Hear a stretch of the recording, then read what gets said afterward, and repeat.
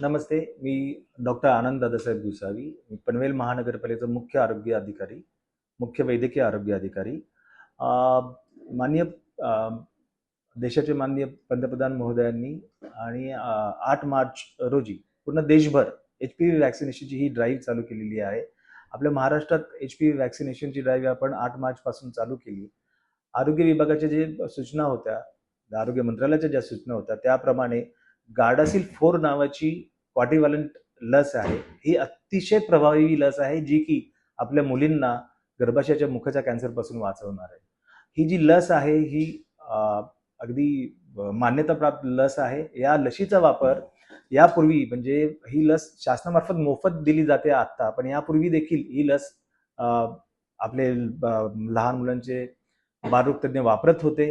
गेले 15-20 वर्ष या लसीचा वापर चालू आहे. मुलींना या लसीचा प्रभावीपणे त्याचा फायदा होतो, निश्चितपणे फायदा होणार आहे. आणि ह्याचे काही दुष्परिणाम असतील तर फक्त सौम्य दुष्परिणाम आहेत. त्यामुळे या लसीचा सगळ्या लहान मुलींना आपण द्यावे असे मला पालकांना आवाहन करायचे. मात्र यामध्ये कुठेतरी गैरसमज निर्माण झाला आहे.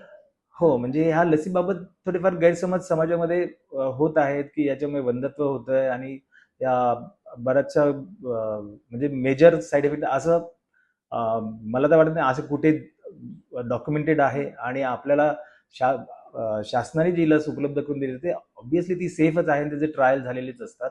त्यामुळे ह्या लसीचा पूर्ण फायदा सगळ्या मुलींना व्हावा ही माझी अपेक्षा आहे.